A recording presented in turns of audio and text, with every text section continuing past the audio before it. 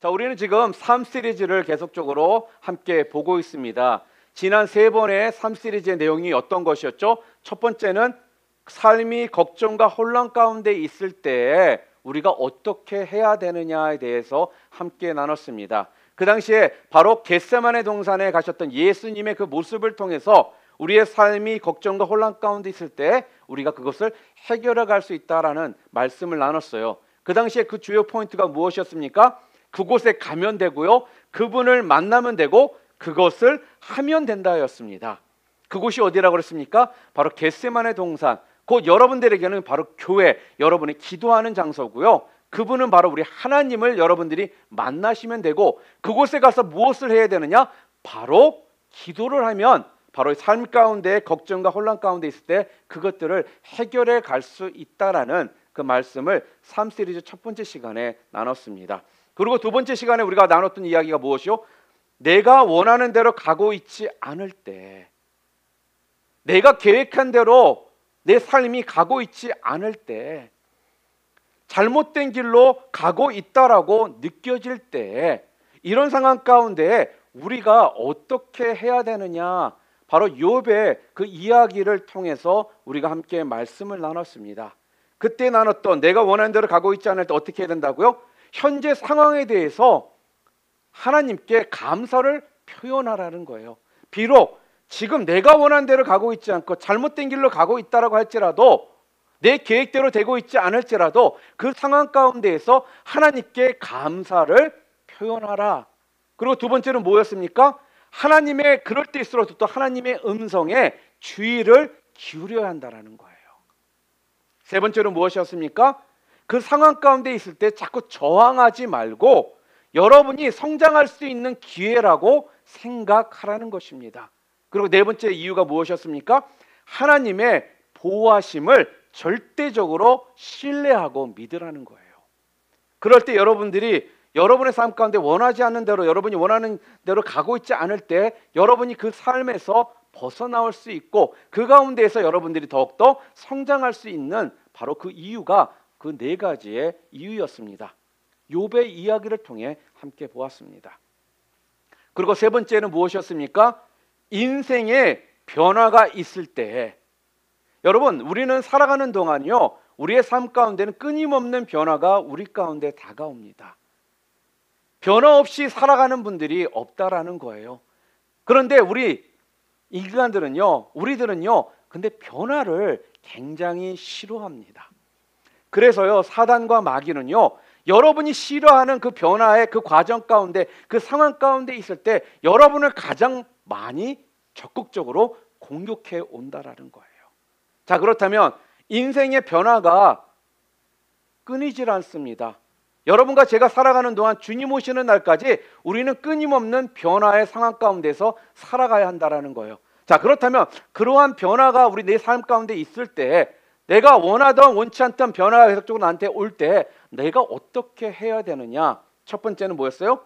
새로운 기회를 주신 것에 감사라는 거예요. 변화는 곧 뭐예요? 새로운 기회라는 것입니다. 두 번째는 뭐예요? 하나님께 아뢰라는 것입니다. 그 상황을 하나님께 고스란히 다 request, 올려드리라는 거예요. 그리고 세 번째 뭐예요? 그 상황을 통해서, 그 변화를 통해서 우리 하나님께서는 선을 이루실 하나님이심을 믿으라는 것입니다.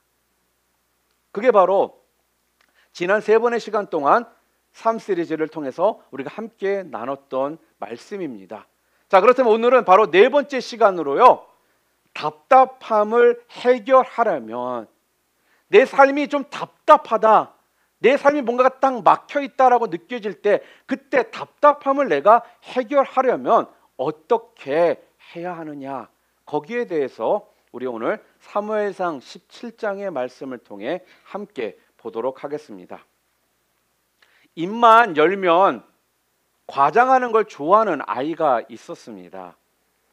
아이가 떠버릴 때마다 그 아이의 어머니는요, 그 아이에게 이렇게 얘기합니다.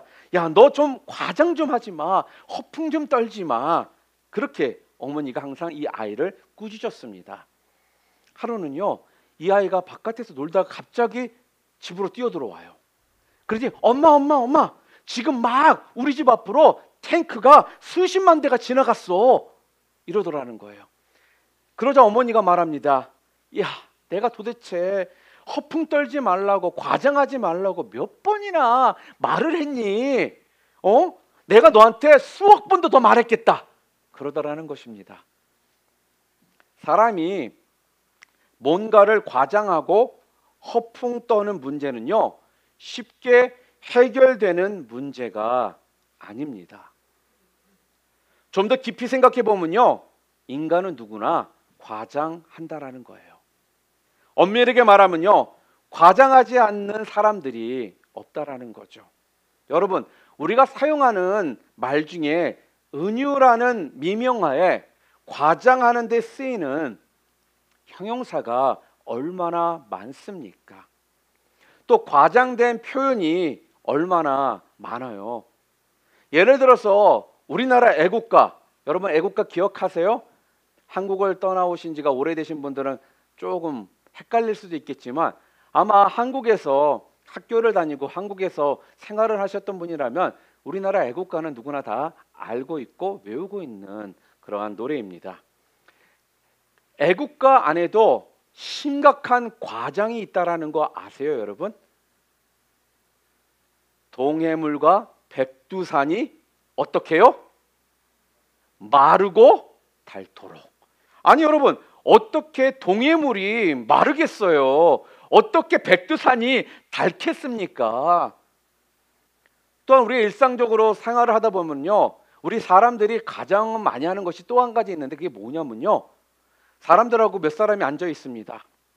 그러다가 거기서 한 명 또는 두 명 정도가 어떤 이야기를 해요. 그런데요, 그 이야기를 들은 사람들은요, 다른 데 가서는 뭐라고 앉았어요? 모든 사람이 다 그러는데 이렇대. 솔직하게 말하면 한 명, 두 명 정도가 그 이야기를 했는데 모든 사람이 다 그렇게 이야기했다라고 우리는 과장되게 이야기를 하더라는 거죠. 근데 실질적으로 보면 한 명일 때가 대부분이고 한 사람이 그런 이야기한 건데 그것이 모든 사람의 동일한 의견인 것처럼 우리는 과장돼서 부정적으로 이야기를 하더라는 것입니다. 이처럼요, 우리 인간은요, 선이든 악이든 과장하는 경향이 우리에게 있습니다. 자, 그러면 어차피 우리가 과장하는 성향을 가지고 있다라면 나쁜 것을 과장하기보다는 좋은 것을 과장하는 것이 더 낫지 않겠습니까? 여러분, 성공하는 사람들과 실패하는 사람들의 결정적인 차이가 있습니다. 그게 뭐냐면요, 성공하는 사람들은요, 꿈을 과장하고요, 자기의 비전을 과장하고요, 자기의 장점을 과장합니다. 그런데요, 실패하는 사람은요, 실패를 과장하고요, 대적의 공격을 과장하고요, 상황을 과장합니다. 그리고 자신의 그 고난과 약점을요, 과장해서 말을 하더라는 거예요. 성경에도 보면요, 그런 이해가 너무나도 잘 나와 있습니다. 민수기 13장과 14장 말씀을 보잖아요. 거기에 어떤 이야기가 있죠? 여러분이 너무나도 잘 아시는 내용이 나오죠. 바로 가데스 바냐에서요, 모세가 12명의 정탐꾼을 보내는 그 내용입니다. 그 중에 12명 중에 10명이요, 비관적인 태도를 통해 과장을 합니다. 그리고 나머지 두 사람 누구죠? 여호수아와 갈렙은요, 긍정적으로 과장을 해서 표현을 하는데요, 결과적으로 양쪽 다 과장을 해서 말하기는 똑같더라는 거예요. 자, 우리 10절 10명의 정탐꾼이 뭐라고 했는지 우리 민수기 13장 33절 함께 읽어보겠습니다. 거기서 네피림 후손인 아낙 자손의 거인들을 보았나니 우리는 스스로 보기에도 메뚜기 같으니 그들이 보기에도 그와 같았을 것이니라. 여러분, 엄청난 과장 아니겠습니까? 자신이 아무리 작고요, 상대방이 아무리 커도요, 어떻게 자기 자신을 메뚜기와 같다라고 말하겠습니까? 이거는 과장이라는 거예요. 자, 이처럼요, 실패하는 사람들은요, 굉장히 자학적입니다. 그리고요, 부정적인 과장을 통해서 자신 스스로를 공격하고요. 또한 자신 스스로를요 낮게 여긴다라는 거예요. 반면에 여호수아와 갈렙은 어떻게 반응을 했습니까? 14장 9절 말씀 함께 읽겠습니다. 다만 여호와를 거역하는지는 말라. 또 그 땅 백성을 두려워하지 말라. 그들은 우리의 먹이라. 그들의 보호자는 그들에게서 떠났고 여호와는 우리와 함께 하시느니라. 그들을 두려워하지 말라 하나. 그 땅 백성을 두려워하지 말라. 그들은 우리의 먹이다. 여러분, 먹이다라는 건 밥이다라는 거예요. 여러분, 밥 보고 무서워하는 사람이 있습니까? 보통 와 밥이다 하고 밥으로 몰려들지 밥을 무서워하는 사람은 없다라는 거예요. 자, 우리 한번 좀 따라해 볼까요? 그 문제는 우리의 밥이다. 그 어려움은 우리의 먹이다. 여러분, 사실 이것도 엄청난 과장이라는 거예요. 아무리 그들을 좀 얕보았다 할지라도요, 어떻게 거인족이거든요. 본인들보다 훨씬 크고 등치가 좋은 아낙 자손들인데 그들이 이스라엘 민족들에게 밥이겠습니까? 과장이잖아요, 솔직하게요. 자, 그런데요, 여러분, 이런 과장은요, 바로 거룩한 과장이라는 거예요. 거룩한 과장. 왜요? 바로 하나님이 주신 약속, 하나님의 승리를 지금 어떻게 했다라고요? 과장했기 때문이라는 거예요. 종종 우리 성도들 가운데 보면요, 아주 거창하게 기도하는 성도님들이 있잖아요. 예를 들어서 이런 거예요. 주여, 이 얼바인을 뒤집어 엎게 하여 주시옵소서. 주여, 이 미국 땅이 뒤집혀지게 하여 주시옵소서. 이렇게 기도하는 분들이 있잖아요. 아마 우리 가운데 속으로는 이런 기도나 또한 어떤 교회 이런 슬로건을 들으면요, 아멘이 먼저 되는 것이 아니라 솔직하게 속으로, 아니 니부터 변하지, 그런 기도나 하고 있냐, 속으로 이렇게 생각하는 분들도 있을 수 있다라는 거예요. 찔리는 것 같아, 얼굴들이 보니까. 그렇게도 생각하셨나 본데요. 그런데 여러분, 저는 속으로 욕하는 사람들이 있을지라도요, 우리 하나님은 이렇게 기도하는 사람들을요 좋아하실 거라고 저는 믿습니다. 이런 성도들을 통해서 주님께서 일을 하시더라는 거예요. 왜요? 약속과 꿈을 주님 안에서 과장했기 때문에, 비전을 과장했기 때문에 하나님께서는 기뻐하신다라는 겁니다. 비록 지금 내 상황이, 비록 내 눈으로 비춰지는 이 모습들이 그런 모습이 아닐지라도 하나님께서 약속하셨기 때문에, 그런 일들이 벌어질 것을 믿기 때문에 얼바인이 뒤집혀지게 하여 주시옵소서, 이 미국 땅이 뒤집어지는 역사가 일어나게 하여 주시옵소서, 이렇게 믿음으로 약속의 말씀을 붙들고 기도할 수 있게 되더라는 거예요. 그럴 때 하나님은 그러한 사람들을 통해 역사하신다라는 겁니다. 반면 조그만 어려움에 직면해 놓고는요, 그걸 과장해서 부풀려서 말하는 사람들이 또한 있습니다. 뭐 간단한 예를 든다면, 지금 최악의 경제 상황이다, 이 말은 매년 듣는 이야기예요. 우리가 실질적으로 피부로 느끼기에는 경제가 나아진 것 같지가 않을 때가 참 많습니다. 저도 그런 말을 가끔씩 쓸 때가 있거든요. 그러다 보니까 우리 마음 가운데 희망이 없다, 소망이 없다, 절대로 나아질 것 같지 않아, 우리 이런 상황 가운데서 우리 가정이 나아지지 않을 것 같아, 내 회사가, 내 삶이 나아지지 않을 것 같아, 나는 희망이 없어, 이런 상황 가운데 내가 뭘 하면 살겠어? 라는 이러한 말들을 하는 분들을 볼 수가 있습니다. 그런 분들은 도대체 얼마나 경제에 대해서 공부를 하셨는지 모르겠어요. 그런데요, 여러분과 저는요 다르다라는 거예요. 왜 다를까요? 세상이 비춰지는 경제의 모습이, 상황들이 이렇게 지금 안 좋을지라도, 또 피부로 느껴지는 모습들이, 느껴지는 것들이 안 좋게 느껴질지라도, 여러분과 저는 우리 하나님의 말씀을 믿고 사는 자들이기 때문에 지금 내 상황이 처해 있는 모습에서 이 모든 것들이 그렇다라고 단정 지을 필요가 없다라는 거예요. 그래서 우리는요 그러한 말들을 쓸 필요가 없습니다.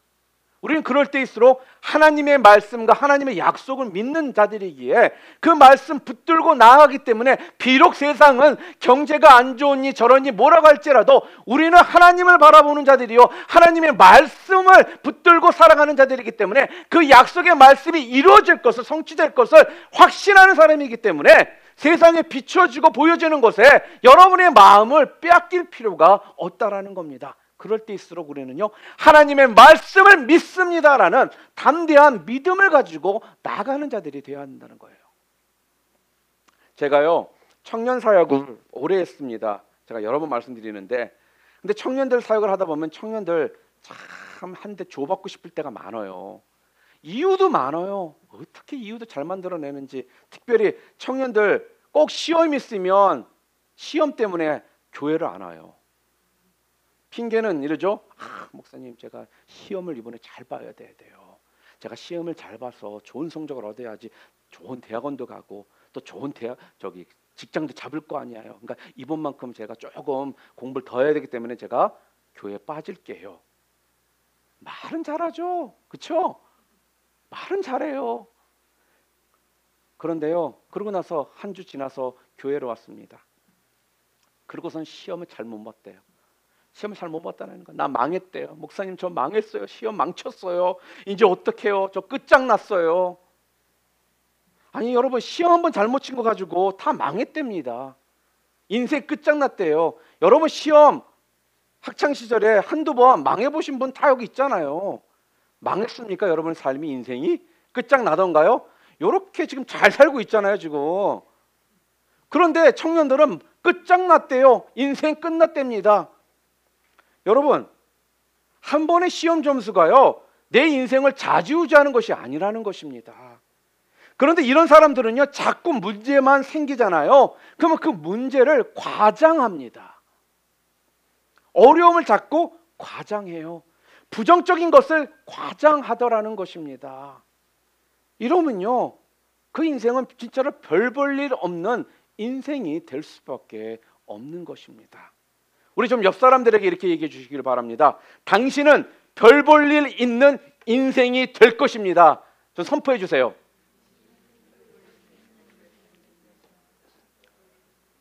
여러분은 하나님의 자녀들이기 때문에 별 볼 일 없는 인생이 아니라 별 볼 일 많은 인생이 되신다라는 거예요.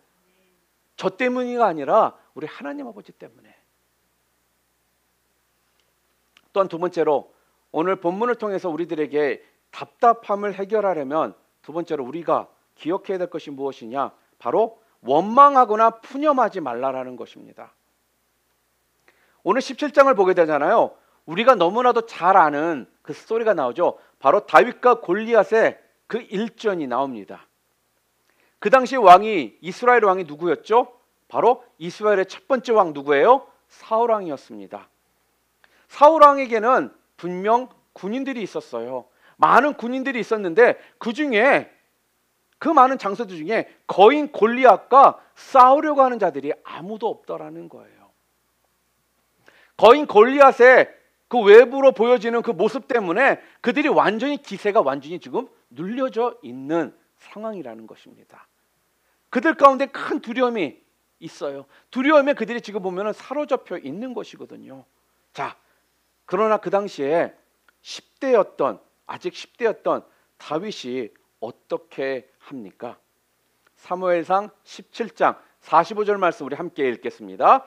다윗이 블레셋 사람에게 이르되 너는 칼과 창과 단창으로 내게 나아오거니와 나는 만군의 여호와의 이름 곧 내가 모욕하는 이스라엘 군대의 하나님의 이름으로 내게 나아가노라.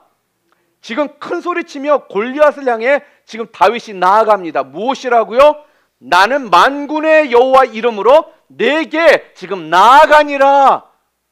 아직 10대밖에 되지 않은 다윗이 이렇게 소리를 치며 나아가더라는 것입니다. 여러분, 다윗과 사울 왕의 차이는요, 바로 생각의 차이입니다. 이 말씀은 관점의 차이라는 거예요. 다윗은요, 전적으로 하나님의 능력과 도우심을 바라봤습니다. 그런데요, 사울 왕은요, 상황을 바라봤다라는 거예요. 골리앗의 그 위세와 그의 큰 덩치만을 바라봤다라는 것입니다. 여러분, 공병호라는 분 아세요? 공병호의 자기 경향 노트, 부자의 생각, 빈자의 생각, 이런 많은 책들을 썼던 사람이고 또 베스트셀러 작가이거든요. 공병호 소장이라고 해서 자기 그런 학원처럼 그런 저기가 협회가 있더라고요. 이분이 쓴 책 중에 이러한 내용이 있습니다. 기득권이란 말을 자주 사용하는 사람치고 장래가 촉망되는 사람은 별로 없다. 여러분, 기득권의 뜻이 무엇이죠? 기득권이라는 건 이미 가지고 있는 획득한 특권을 의미합니다. 그렇죠? 그런데 이것을 법률 용어로 말하자면요, 특정한 자연인 또는 법인이나 국가가 정당한 절차를 밟아 이미 차지한 권리, 이게 기득권이에요. 무슨 말입니까? 자꾸만 내가 안 되는 이유를요, 기득권에서 찾지 말라라는 거예요. 기득권 세력이 다 차지하고 있기 때문에 도대체 나는 안 돼. 그래서 나에게 기회가 없어. 이제는 개천에서 용나는 시대는 끝났어. 이런 원망과 푸념을 그치라는 것입니다. 사랑하는 성도 여러분, 책임이 상대방에게 있다라고 생각하는 사람은요, 항상 원망과 푸념이 그치질 않습니다. 삶을 변화시키고자 하는 그 에너지가요, 자신으로부터 나오지를 않는 거예요. 항상 책임이 당신에게 있기 때문에 여러분의 마음은 항상 원망과 푸념으로 가득 차 있기 때문에 여러분의 인생 가운데, 여러분의 삶 가운데 그 에너지가 나오지를 않을 수밖에 없다라는 거예요. 그런데요, 무엇이든 책임이 나에게 있다라고 그렇게 생각하는 사람은요, 비록 힘들어도요, 두 손 불끈 쥐고 일어설 수 있게 된다라는 것입니다. 저는요, 오늘 이 자리에 계신 여러분 모두가요, 원망, 푸념을 늘어놓는 사람들이 아니라 바로 주님 안에서 비전을 말하고요, 주님 안에서 꿈을 말하는 그런 비전의 사람들이 다 되시기를 주님의 이름으로 축원합니다. 또한 세 번째로요, 답답함을 여러분들이 해결하려면 세 번째, 자신이 제일 잘 다룰 수 있는 무기로 승부를 걸라라는 거예요. 오늘 다윗이 그런 사람이었습니다. 다윗은요, 원망과 한숨이 아닌 일어난 상황에 도전했던 그런 사람이었다라는 거예요. 여러분, 질문 한 가지를 여러분에게 좀 해볼게요. 다윗이 거인 골리앗과 싸우러 나갈 때 칼이나 방패가 아니라 뭘 가지고 나아갔죠? 뭘 가지고 나갔어요? 손에 막대기와 물맷돌을 들고 나아갔습니다. 여러분, 이게 뭐예요? 이건 다윗이 제일 잘 다룰 수 있는 무기였다라는 것입니다. 다윗은요, 목동이었어요. 목자였습니다. 그래서요, 양들을 지키는 것이 그가 하던 일이었고요, 양들을 지키기 위해 막대기와 물맷돌을 사용하던 것이 그가 가장 익숙했던 그의 모습이었다라는 거예요. 자, 그런데요, 모두가 다 칼과 창을 가지고 나아갑니다. 그렇다고 해서 다윗도 칼과 창을 다른 사람들처럼 똑같이 가지고 나아갔다라면요, 다윗은 절대로 골리앗을 이기지 못했을 거라는 거예요. 사랑하는 성도 여러분, 다른 사람들이 다 가지고 나간다고요, 나도 똑같은 거 가지고 나가잖아요. 그러면 이기기 어렵습니다. 내가 가장 잘 다룰 수 있는 무기, 내가 가장 잘 할 수 있는 그 막대기와 물맷돌을 가지고 나아가야 된다라는 말씀이에요. 우리에게는 분명 막대기와 물맷돌이 우리에게 분명 있습니다. 그게 뭔지는 여러분들이요 꼭 찾으셔야 됩니다. 그래서 그걸로 여러분들 꼭 승부하시기를 바랍니다. 그럴 때 여러분들이요 이길 수가 있는 거예요, 여러분. 요즘에 한국에 지금 대박 영화 두 개가 지금 상영되고 있죠. 하나는 군함도라는 영화고요. 또 하나는 택시 운전자라는 영화예요. 두 개 다 그 실화를 바탕으로 제작된 영화잖아요. 그래서 아마 군함도 그러면은 그냥 얼마 전에 시작하면서 굉장한 관심과 많은 사람들이 지금 보고 있는 영화더라고요.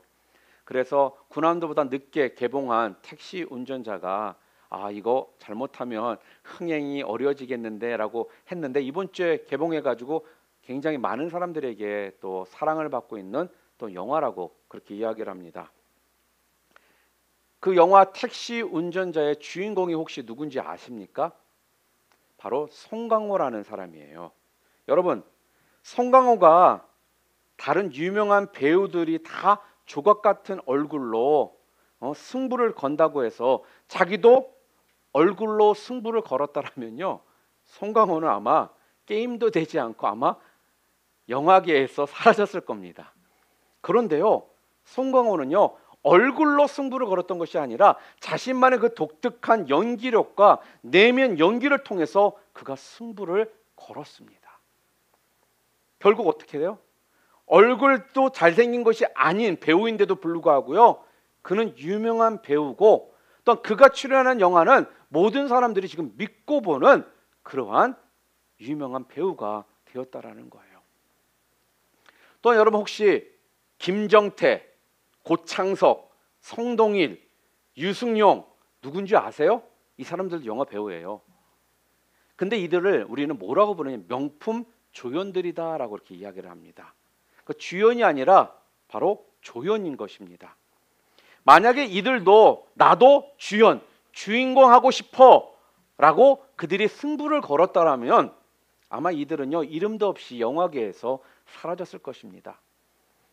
그렇죠? 그들의 얼굴로는 절대로 승부를 걸 수가 없거든요. 그런데 누구보다도 명품 조연의 길로 그들이 승부를 걸었더니 조연으로 이들이 유명해졌잖아요. 그리고 이제는 심심치 않게 이들이 주연으로 발탁되는 것을 우리가 지금 볼 수가 있습니다. 사랑하는 성도 여러분, 바로 이것입니다. 자꾸만 잘 나가는 사람 자꾸 따라하려고 하지 마시고요, 여러분들이 가지고 있는 그 강점, 여러분들이 가지고 있는 그 독특함을 가지고 여러분 승부를 거실 수 있기를 바랍니다. 그것이 어떻게 보면요 최고의 경쟁력이 될 줄을 저는 믿습니다. 말씀을 정리하면요, 도산 안청호 선생님이 이런 이야기를 하셨어요. 우리 민족이 흔히들 이런 말을 하죠. 인물이 없다라는 이런 말을 자주 합니다. 지금도 자주 하고 있고요. 아마 도산 안청호 선생님이 살아계시던 그 시대에도 그런 말들을 많이 했던 것 같습니다. 어느 날 도산 안청호 선생님이 이런 말씀을 했다고 합니다. 우리 중에 인물이 없는 것은 인물이 되려고 마음 먹고 힘쓰는 사람이 없기 때문이다. 인물이 없다고 한탄하는 그 사람 자신이 왜 인물이 될 공부를 아니하는가, 그렇게 말씀을 하셨다고 합니다. 뭐예요? 사람들은요 인물이 없다라고 한탄은 하지만 정작 자신이 그 필요한 인물이 되려고 노력은 하지를 않는다라는 거예요. 여러분의 인생이 답답하십니까? 그리고 여러분의 삶 가운데 답답함이 매일 연속 여러분 가운데 다가오고 있습니까? 그렇다면요 여러분이 그 인물이 되려고 해 보시라는 거예요. 한국의 드라마를 보면 요즘에 자주 쓰는 말 있죠. 고구마 전개, 사이다 전개, 이런 말 하더라고요. 고구마는 뭐예요? 그 드라마의 내용이 너무 답답하다라는 거예요. 짜증난다라는 거예요. 뭔가 좀 해결점을 보여주든지 시원하게 좀 대리만족을 좀 시켜주면 좋겠는데 전개가 답답하게 그냥 질질질 끌고 간다 해서 고구마라고 얘기하고요. 또한 그 반대로 우리의 마음을 시원케 해준다, 사이다처럼 톡 쏘는 맛을 준다라고 해서 사이다다라는 이런 말을 하거든요. 저는요, 우리 신앙생활에도 저는 마찬가지라고 생각합니다. 여러분, 우리 신앙인들이 예수 그리스도 믿는 우리들도요, 이 땅을 살아가면서 고구마 같은 인생 살아가는 분들이 너무 많다라는 거예요. 맨날 왜 저렇게 안 될까라고 말을 하면서 내가 그 역할을 그 한 사람이 되려고 하지는 않는 고구마 같은 인생 살아가는 우리들의 모습이 있더라는 거죠. 여러분, 이제는요, 고구마 삶이 아니라 진짜 사이다와 같은 삶을 살아야 될 때가 아닌가 저는 생각해 봅니다. 지금 세상 참 우리가 원하지 않는 모습으로 돌아가요. 그러니까 그 세상 바라보면서 답답하고 이렇다라고 말을 하면서 그거에 대해서 우리가 무엇을 할 수 있을까? 그 인물로 내가 어떻게 노력하고 또 공부해 볼까? 이런 생각은 우리는 갖지를 않더라는 거죠. 그런데 믿기는요, 우리 뉴라핀 미존교회가 비록 개척교회고 크지 않은 교회일지라도요, 여러분 한 분 한 분이 고구마 같은 인생 살기로 결정하는 것이 아니라 사이다와 같은 인생 살겠다라고 여러분이 결단만 하신다라면 여러분의 그 한 사람, 여러분 한 분을 통해서 이 땅이 변화되는 놀라운 역사가 일어날 거라는 거예요. 그럴 때 여러분의 입에선 자연스럽게 얼바인이 뒤집어지게 하여 주시옵소서, 이 미국이 뒤집어지는 역사가 일어나게 해 주시옵소서라는 이러한 간절한 고백이 여러분의 입술을 통해 나오게 될 거라는 것입니다. 사랑하는 성도 여러분, 다윗처럼요, 그냥 바라만 보는 것이 아니라 내가 처리하겠다라는 주를 의지하고 주님의 말씀을 의지하고 여러분이 나아가면은 그런 일꾼들이 여러분이 되신다라면 이 시대의 이 답답함이 분명 해결되는 은혜가 있을 줄 믿습니다. 저는 믿기는 여러분 모두가요, 그 주인공이 되시기를 주님의 이름으로 축원드립니다.